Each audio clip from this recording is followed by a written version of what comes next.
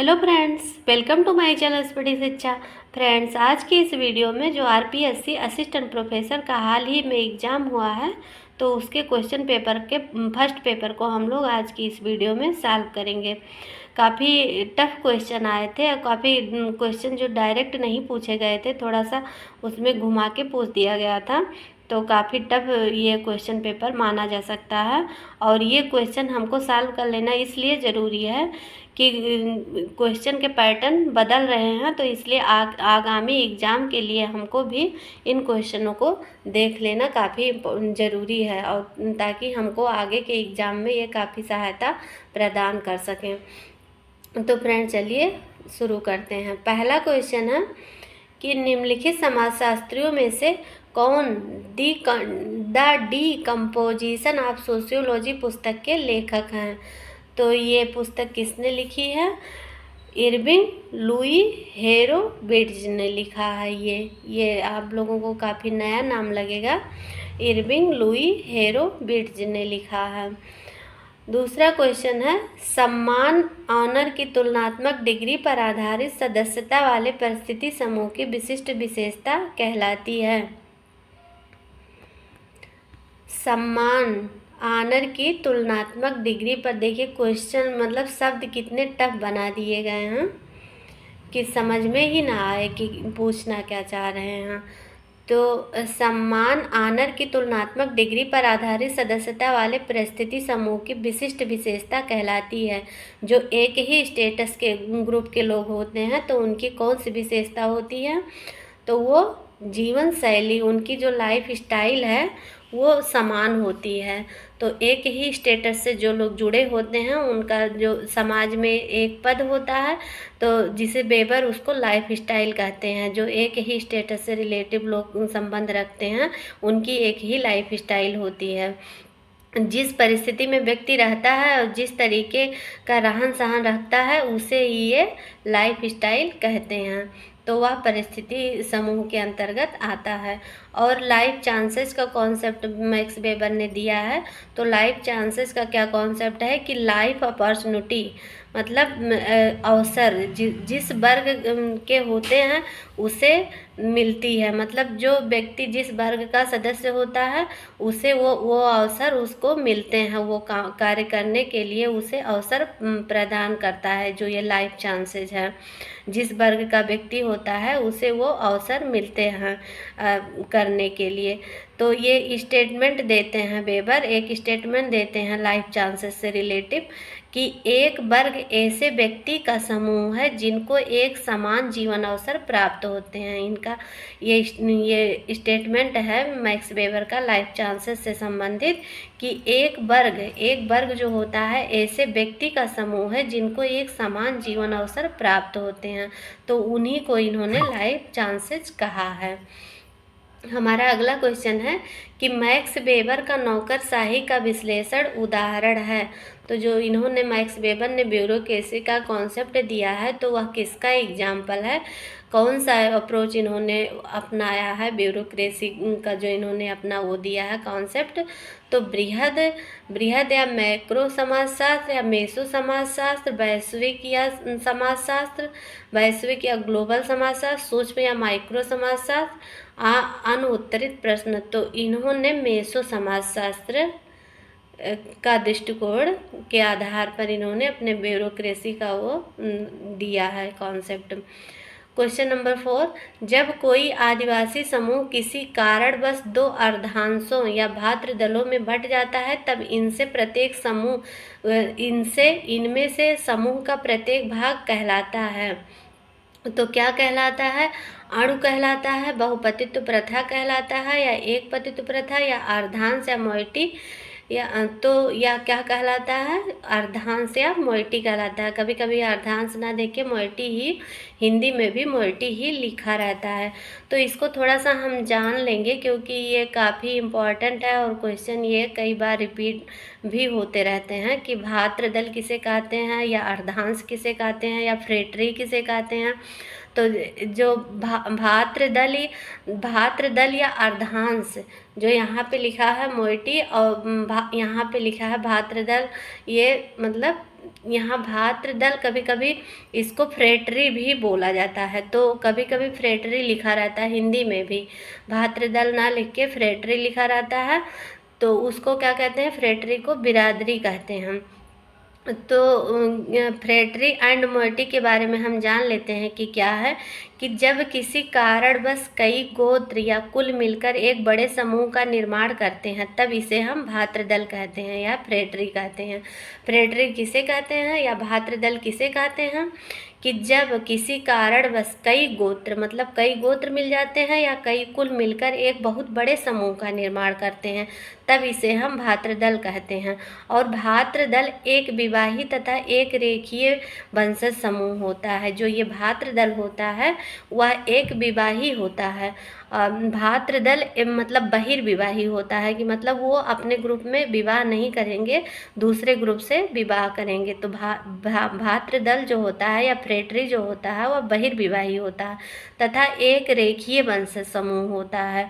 और जब किसी कारणवश यह दो अंशों में विभाजित हो जाता है, जब कोई बहुत बड़ा हो जाता है, कोई रीजन होता है, तो जब यह दो अंशों में विभाजित हो जाता है तो प्रत्येक अंश को गोत्रार्ध या अर्धांश कहते हैं। जो यहाँ पे लिखा है अर्धांश या मोइटी, मोइटी देखना है हमको, क्योंकि मोइटी कभी कभी हिंदी में भी वही लिखा रहता है मोइटी, और इंग्लिश में भी मोइटी लिखा रहता है, तो मोइटी ही हमको याद करना है। तो जब यह बहुत बड़ा जो भातृदल होता है यह दो अंशों में विभाजित हो जाता है तो इसे गोतार्ध भी कहते हैं, गोतार्ध भी कहते हैं इसको, और इसको अर्धांश भी कहते हैं, और इसको मोइटी भी कहते हैं। तो इस प्रकार दो भागों में बंटने की प्रक्रिया द्वारा जो सामाजिक संरचना उत्पन्न होती है, जब दो भागों में यह बंट जाता है भातृदल, तो जो सामाजिक संरचना उत्पन्न होती है उसे द्वैध या द्विदल कहा जाता है। द्वैध या द्विदल संगठन कहते हैं उसको, क्या कहते हैं, द्वैध या द्विदल संगठन कहते हैं। और ये जो मोइटी भी होता है, मोइटी भी बहिर्विवाही होता है। जो मोइटी होता है, जैसे भातृदल बहिर्विवाही है, भातृदल बहिर्विवाही होता है, वैसे ये मोइटी भी बहिर्विवाही समूह होता है।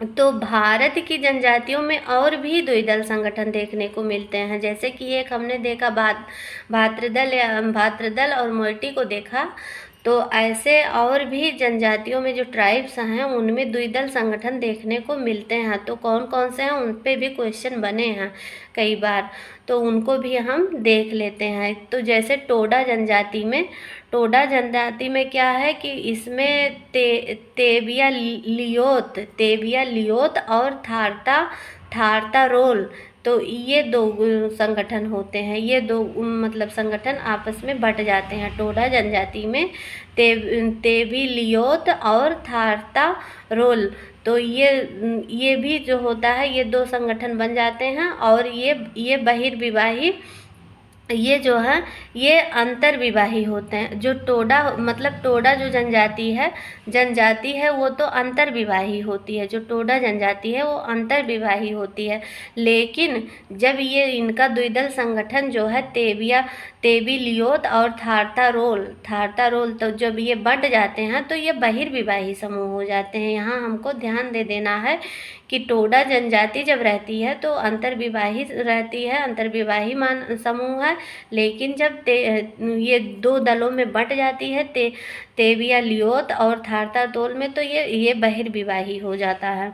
और गारो में इसी प्रकार द्विदल संगठन पाया जाता है। गारो जनजाति में भी द्विदल संगठन पाया जाता है। तो कौन कौन से, मारक और संगमा। तो ऐसे ये क्वेश्चन बना है कि तेबिया लियोत और थारता तोल किसका वो है संगठन है, कौन सी जनजाति का संगठन है, तो टोडा जनजाति का। और गारो जनजाति में मारक और संगमा, तो ये द्विदल संगठन पाया जाता है। और कुकी में लोन्टे कोल्हन द्विदल संगठन पाया जाता है, लोन्टे कोल्हन। और बोंदो में ओंताल किल्लो ये द्विदल संगठन पाए जाते हैं। तो इनको भी हमें देख लेना है, क्योंकि ऐसे दिया रहता है ओंताल किल्लो, तो ये पूछ लेता है कि किस ट्राइब का ये द्विदलीय संगठन है। हमारा अगला क्वेश्चन है क्वेश्चन नंबर 5। निम्नलिखित में से कौन सा जॉर्ज सिमिल के कार्य की रुचि का क्षेत्र नहीं है। जॉर्ज सिमिल से इस प्रश्न पत्र में काफ़ी क्वेश्चन आए हैं कि मतलब जॉर्ज सिमिल का कोई कॉन्सेप्ट बचा ही नहीं है जिस पे इस प्रश्न पत्र में क्वेश्चन पूछे ना गए हों। जॉर्ज सिमिल पे काफ़ी क्वेश्चन इस प्रश्न पत्र में बने हुए हैं। तो निम्नलिखित में से कौन सा जॉर्ज सिमिल के कार्य की रुचि का क्षेत्र नहीं है? द्वंद्वात्मक सोच, व्यक्तिगत चेतना, किशोर अपराध, फैशन। तो कौन सा नहीं है? किशोर अपराध। जुवेनाइल डेलिक्वेंसी का कॉन्सेप्ट इन्होंने नहीं दिया है। इसमें पूछा कौन सा नहीं है, तो ये नहीं है। Question number 6, cultural history of India पुस्तक। ये पुस्तक इम्पॉर्टेंट हो सकती है कि कल्चरल हिस्ट्री ऑफ इंडिया पुस्तक किसकी है? तो A.L. वासम, कैथलीन गैफ, प्रभात पटनायक, अप्पादुरै। तो कौन किसकी पुस्तक है ये? A.L. वासम की पुस्तक है। इसको नोट कर लीजिए, ये इम्पॉर्टेंट है। क्वेश्चन नंबर 7, निम्नलिखित में से कौन सी पुस्तक हर्बर्ट स्पेंसर द्वारा नहीं लिखी गई है? तो ये तो सभी लोग लगभग जानते ही होंगे कि ओरिजिन्स एंड डेस्टिनेशंस, ये पुस्तक हर्बर्ट स्पेंसर की नहीं है। बाकी social statics, first principle, descriptive sociology, तो ये सब हर्बर्ट स्पेंसर की पुस्तक है। हमारा अगला क्वेश्चन है क्वेश्चन नंबर 8, किसकी मान्यता है कि वर्गों के बीच संघर्ष इतिहास का इंजन है? तो ये सबको पता है, तो ये कार्ल मार्क्स का है। क्वेश्चन नंबर 9, हर्बर्ट स्पेंसर के अनुसार आधुनिक समाज निम्नलिखित में से 3 चरणों से गुजरा है। तो वो 3 चरण हर्बर्ट स्पेंसर ने कौन कौन से बताए हैं? तो आदिम कृषक और आधुनिक, आदिम जंगली और आधुनिक, आदिम कृषक और औद्योगिक, आदिम जंगली और औद्योगिक। तो यहाँ पे ये क्वेश्चन, ये मतलब ये ऑप्शन तो निकल सकता है। आधुनिक की बात उन्होंने नहीं की, इसमें भी आधुनिक की बात नहीं की, बचे 2 ऑप्शन। तो ये दोनों ऑप्शन जो है ये काफ़ी कंफ्यूजिंग है, ये काफ़ी कंफ्यूजिंग है, क्योंकि इन्होंने जो वर्गीकरण दिया है तो ये इसमें दोनों ऑप्शन के वर्गीकरण इनके उसमें आते हैं जो हर्बर्ट स्पेंसर ने दिया। तो अभी हम देखेंगे उसको। पहली बात तो इसका आंसर है आदिम कृषक और औद्योगिक, आदिम जंगली और औद्योगिक। तो ये वर्गीकरण है, इसका आंसर है। तो हम पहले देख लेते हैं इन्होंने कई वर्गीकरण किए हैं समाज का और समाज के उद्विकास की। तो पहला इन्होंने जो बताया है कि स्पेंसर द्वारा समाज के उद्विकास की 3 अवस्था, इन्होंने बताया कि समाज के उद्विकास की 3 अवस्थाएं हैं। तो आदिम समाज, जंगली समाज और औद्योगिक समाज। तो ये जो बताए हैं कि उद्विकास की 3 अवस्था, तो ये पहले बताए हैं कि आदिम, जंगली और औद्योगिक। आदिम, जंगली और औद्योगिक यानी कि प्रिमिटिव, सेवेज एंड इंडस्ट्रियल, ये बताते हैं। स्पेंसर द्वारा समाज के उद्विकास की 3 अवस्थाएं बताई गई हैं। और ये सभ्यता के उद्विकास की 4 अवस्था बताते हैं। हर्बर्ट स्पेंसर जो है वो सभ्यता के उद्विकास की 4 अवस्था बताते हैं। तो कौन कौन सी? तो सभ्यता के उद्विकास की 4 अवस्था में पहला ये बताते हैं शिकारी एवं कंदमूल फल एकत्र करने की अवस्था, शिकारी एवं कंदमूल फल एकत्र करने की अवस्था। दूसरा बताते हैं पशुचारण अवस्था, तीसरा बताते हैं कृषक अवस्था और चौथा बताते हैं औद्योगिक अवस्था। तो इसमें जो है कृषक अवस्था और औद्योगिक अवस्था इसमें भी आता है। तो इस वजह से इस 2 ऑप्शन में काफ़ी कन्फ्यूजन बना रहा होगा लोगों को, क्योंकि ये सभ्यता के उद्विकास की 4 अवस्था बताते हैं। तो वहाँ पर थोड़ा सा ध्यान नहीं आता है जब एग्जामिनेशन हॉल में कि मतलब सभ्यता के उद्विकास की बात किए हैं या समाज के उद्विकास की 3 अवस्था कौन कौन सी बताए हैं। तो यहाँ कृषक और औद्योगिक से काफ़ी कन्फ्यूजन रहा होगा। तो यहाँ क्लियर कर लीजिए आप लोग कि स्पेंसर द्वारा समाज के उद्विकास की 3 अवस्थाएं हैं, आदिम, जंगली और औद्योगिक। और सभ्यता के उद्विकास की 4 अवस्थाएं हैं, शिकारी एवं कंदमूल फल एकत्र करने की अवस्था, पशुचारण की अवस्था, कृषक अवस्था और औद्योगिक अवस्था। और स्पेंसर द्वारा समाज के उद्विकास के एक अन्य स्वरूप भी बताए गए हैं। स्पेंसर के द्वारा जो है समाज के उद्विकास के एक अन्य और स्वरूप भी बताए हैं। तो इन्होंने बताए हैं सरल समाज, सम्मिश्र समाज। ये तो हम लोगों ने पढ़ा होगा कि सरल समाज, सम्मिश्र समाज यानी मिक्स्ड सोसाइटी, दोहरे सम्मिश्र समाज, डबल मिक्स्ड सोसाइटी और तिहरे सम्मिश्र समाज, ट्रिपल मिक्स्ड सोसाइटी। तो ये जो है स्पेंसर ने समाज के विकास के इन स्वरूपों की भी बात की है कि सरल समाज यानी सिंपल सोसाइटी, सम्मिश्र समाज, मिक्स्ड सोसाइटी, दोहरे सम्मिश्र समाज, डबल मिक्स्ड सोसाइटी, तिहरे सम्मिश्र समाज, ट्रिपल मिक्स्ड सोसाइटी। तो ये जो है स्पेंसर ने ये भी बताए हैं। और स्पेंसर से एक क्वेश्चन पीजीडी एग्जाम 2021 का हुआ था जो, तो उसमें स्पेंसर का क्वेश्चन आया था कि सामाजिक एकीकरण के आधार पर इन्होंने दो समाजों का वर्गीकरण, मतलब इसमें इनके समाजों का वर्गीकरण दिया था और पूछ लिया था ये किसका है। तो वर्गीकरण क्या दिया था कि शिकारी या सैनिक, मिलिट्रियल सोसाइटी और इंडस्ट्रियल सोसाइटी वहाँ पे दिया था, सैन्य समाज और औद्योगिक समाज। तो पूछ लिया था कि ये वर्गीकरण किसका है, तो ये हर्बर्ट स्पेंसर।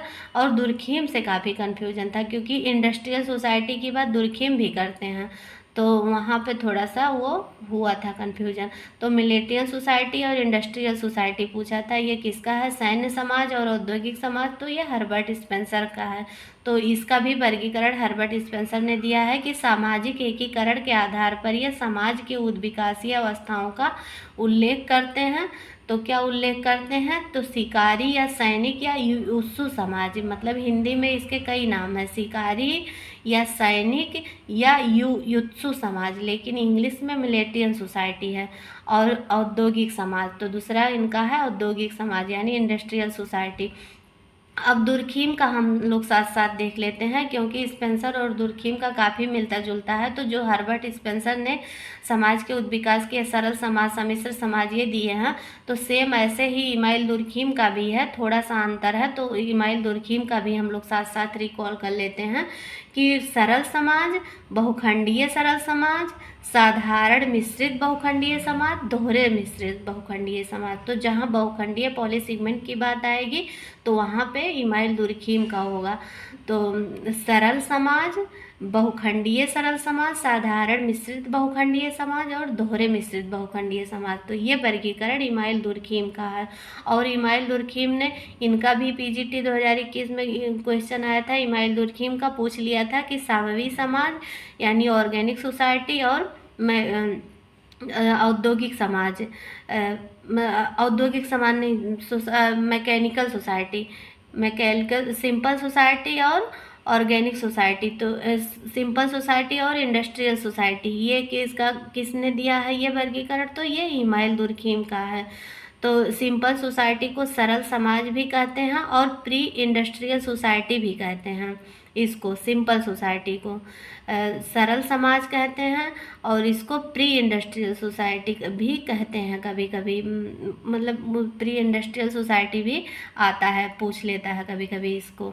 और इंडस्ट्रियल सोसाइटी यानी औद्योगिक समाज, और इसको साववी समाज या ऑर्गेनिक सोसाइटी भी कहा जाता है। तो सिंपल सोसाइटी और इंडस्ट्रियल सोसाइटी ये वर्गीकरण इमाइल दुर्खीम का है। सरल समाज हिंदी में कहेंगे तो सरल समाज और औद्योगिक समाज कहेंगे। और इसको साववी समाज भी कहते हैं, इसको औद्योगिक समाज को इंडस्ट्रियल सोसाइटी कहेंगे, औद्योगिक समाज कहेंगे, साववी समाज कहेंगे और ऑर्गेनिक सोसाइटी भी इसको कहेंगे।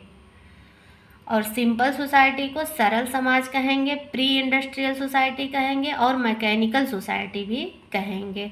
तो ये दो वर्गीकरण इमाइल दुर्खीम ने किया है।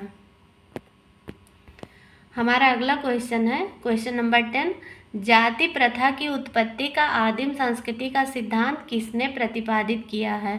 तो जाति प्रथा का आदिम संस्कृति का सिद्धांत ये जे.एच. हट्टन ने दिया है। और ये इन्होंने जाति से संबंधित कई सिद्धांत दिए हैं, इसलिए इनको पूछ लेता है कि बहुकारक सिद्धांत किसका है। तो जाति से रिलेटिव जो है बहुकारक सिद्धांत किसने दिया है, तो वो भी जे.एच. हट्टन ने दिया है। तो इन्होंने कई रीजन बताए हैं जाति की उत्पत्ति का। तो मानक का सिद्धांत भी इनका है, पूछ लेता है कि जाति की उत्पत्ति के संदर्भ में मानक का सिद्धांत किसका है, तो वो भी जे.एच. हट्टन का। और इनकी पुस्तक है caste in India, caste in India में ये जाति के 3 प्रकारों का उल्लेख करते हैं। कास्ट इन इंडिया में ये G.H. हट्टन जो है जाति के 3 प्रकारों का उल्लेख करते हैं। तो वो 3 से प्रकार कौन कौन से हैं? व्यक्तिगत जीवन से संबंधित कार्य, जातीय समुदाय के लिए कार्य, समाज और संपूर्ण राष्ट्र के लिए कार्य। तो ये कास्ट इन इंडिया पुस्तक में जाति के 3 प्रकारों का उल्लेख करते हैं। व्यक्तिगत जीवन से संबंधित कार्य, जातीय समुदाय के लिए कार्य, समाज और संपूर्ण राष्ट्र के लिए कार्य। और ये एक स्टेटमेंट देते हैं जाति से रिलेटिव कि जाति एक ऐसी व्यवस्था है जिसके अंतर्गत एक समाज में अनेक आत्म केंद्रित एवं एक दूसरे से पूर्णतः पृथक इकाइयों में विभाजित रहता है। इन इकाइयों के बीच पारस्परिक संबंध ऊंच नीच के आधार पर सांस्कारिक रूप से निर्धारित होते हैं। तो ये स्टेटमेंट किसका है? क्वेश्चन बेस्ड बना है, ये क्वेश्चन इस पर बना है स्टेटमेंट पे। तो ये स्टेटमेंट आप लोग याद कर लीजिए कि जाति एक ऐसी अवस्था है जिसके अंतर्गत एक समाज में अनेक आत्म केंद्रित एवं एक दूसरे से पूर्णतः पृथक इकाइयों में विभाजित रहता है। इन इकाइयों के बीच पारस्परिक संबंध ऊंच नीच के आधार पर सांस्कारिक रूप से निर्धारित होता है। तो ये परिभाषा G.H. हट्टन की है। सबसे पहले किसने संदर्भ समूह की अवधारणा का प्रयोग किया? निम्न वर्ग के बच्चों द्वारा उच्च वर्ग के बच्चों का व्यवहार के अनुरूप ही व्यवहार करने की व्याख्या के लिए किया गया। तो सर्वप्रथम हर्बर्ट हाइमन ने संदर्भ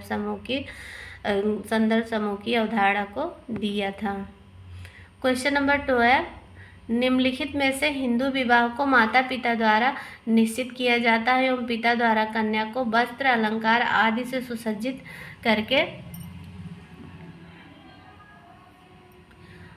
सुसज्जित करके दान के रूप में वर को दिया जाता है। तो वह कौन सा विवाह है? तो वह ब्रह्म विवाह है। यह किसका मानना है कि घरेलू काम उत्पादक है? क्या नवीन पीढ़ी जो श्रमिकों की है को बढ़ाने में एवं वर्तमान पीढ़ी के लालन पालन में महिलाएं अधिशेष अथवा अधिशेष मूल्य को उत्पादित करती हैं? क्या घरों में महिलाएं शोषित के साथ साथ दमनित भी हैं? तो ये स्टेटमेंट दिया है और ये स्टेटमेंट किसका है? तो ये गेल ओम बेट का है।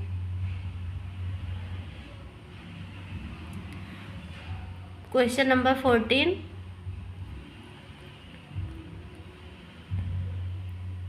निम्नलिखित में से कौन सा एक प्रकार वेबर के तार्किकता के 4 प्रकारों में नहीं है? जो इन्होंने तार्किकता के 4 प्रकार दिए हैं उसमें से कौन सा नहीं है? तो इन्होंने व्यवहारिक बुद्धि संगतता, औपचारिक बुद्धि संगतता, वास्तविक बुद्धि संगतता और व्यक्तिपरक बुद्धि संगतता।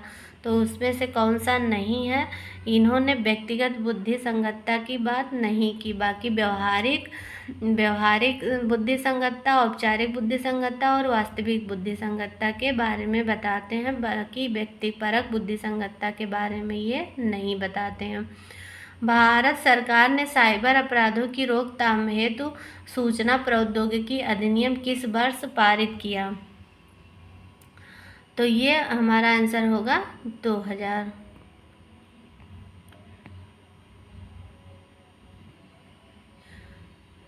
ये question number 16, continues in the study of social conflict पुस्तक के लेखक कौन हैं? ये पुस्तक किसकी है? Lewis Coser, R Dahrendorf, Karl Marx, C Wright Mills. तो ये पुस्तक किसकी है? लेविस कोजर की है।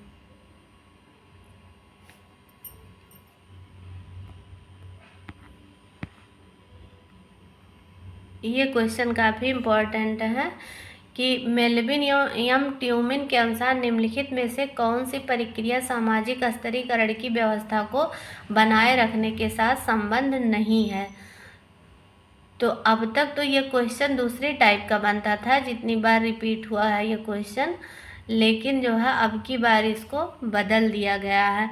तो उसमें से कौन सा नहीं है? मेलविन ट्यूमिन के अनुसार परिस्थितियों का विभेदीकरण, परिस्थितियों की रैंकिंग, परिस्थितियों की एकजुटता, मूल्यांकन। तो कौन सा इसमें से नहीं है? ये परिस्थितियों की एकजुटता ये नहीं है। तो हम देख लेते हैं कि ये क्वेश्चन अब तक कैसे बन रहा था। तो इसमें ये मेल्विन ट्यूमन का नाम नहीं आता था। पहले ये क्वेश्चन 1-2 बार बना है। एक तो पीजीटी 2013 में बना है, तो उसमें पूछा था कि सही क्रम क्या है, सामाजिक स्तरीकरण से संबंधित सही क्रम क्या है। तो उसमें सही क्रम में क्या था कि विभेदीकरण पहले आएगा, जो यहाँ पे है विभेदीकरण, जो डिफ्रेंसिएशन दिया है यहाँ पे, तो पहले पे विभेदीकरण आएगा। वो क्रम पूछ लिया था, क्रम पूछता था, कई बार इसको पूछा है, क्वेश्चन बना है। वहाँ मेल्विन ट्यूमन का नाम नहीं आता था, लेकिन अब ये क्वेश्चन देखने के बाद ये हमें जान लेना है कि जो ये क्रम है विभेदीकरण, श्रेणीकरण, मूल्यांकन और लाभ पद का जो ये क्रम है, तो ये मेल्विन ट्यूमन का क्रम है। तो विभेदीकरण ऐसे क्रम दिया रहता था इधर उधर लिख के, लेकिन सही क्रम यही है कि पहले विभेदीकरण आएगा, फिर श्रेणीकरण आएगा, फिर उसके बाद मूल्यांकन आएगा। जैसा कि मूल्यांकन हम लोग लास्ट में सोच सकते हैं, लेकिन मूल्यांकन तीसरे नंबर पर आएगा और लास्ट में जो आएगा वो लाभप्रद आएगा, लाभप्रद आएगा। तो ये क्रम है सही से। तो अब तक तो क्वेश्चन बना था ये क्रम पूछता था, लेकिन अब की पूछ लिया है कि मेल्विन एवं ट्यूमन के अनुसार कौन सी प्रक्रिया सामाजिक स्तरीकरण की व्यवस्था को बनाए रखने के साथ संबंध नहीं है। तो विभेदीकरण है, श्रेणी है, मूल्यांकन है और चौथा होगा लाभप्रद। तो इसमें परिस्थितियों की एकजुटता ये इसकी बात नहीं की गई है।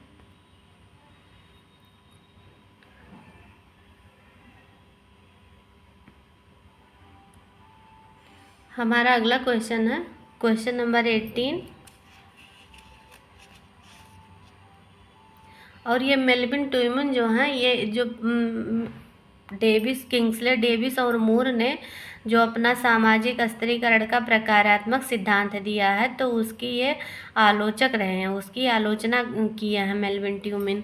और सामाजिक स्तरीकरण का निषेधात्मक पक्ष हर समाज में पाया जाता है। तो ये कहते हैं, मेल्विन ट्यूमन कहते हैं कि सामाजिक स्तरीकरण का निषेधात्मक पक्ष हर समाज में पाया जाता है। और ये मेल्विन ट्यूमन जो है वो डेविस व मूर के जो सामाजिक स्तरीकरण के प्रकारात्मक सिद्धांत है उसकी ये आलोचना करते हैं। और एक क्वेश्चन इनसे बना था कि एक क्वेश्चन बना था, एक डिफिनेशन पूछा गया था जीआईसी 2015 में मेल्विन ट्यूमन से ये क्वेश्चन बना था कि किसका अवलोकन सामाजिक स्तरीकरण के संदर्भ में यह है कि सामाजिक असमानताएं चेतन रूप से समाज में संस्थापित की जाती हैं। ये डिफिनेशन आया था कि किसका अवलोकन सामाजिक स्तरीकरण के संदर्भ में यह है कि सामाजिक असमानताएं चेतन रूप से समाज में संस्थापित की जाती हैं।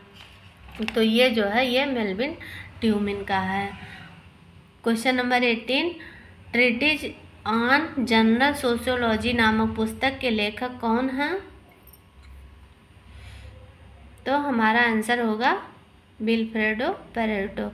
तो फ्रेंड्स, इसी के साथ आज की वीडियो को हम समाप्त करना चाहेंगे। आगे के क्वेश्चन को हम नेक्स्ट वीडियो में कंटिन्यू करेंगे। फ्रेंड्स, हमारी वीडियो पसंद आए तो प्लीज़ वीडियो को लाइक करिए, शेयर करिए और चैनल को सब्सक्राइब जरूर कर लें।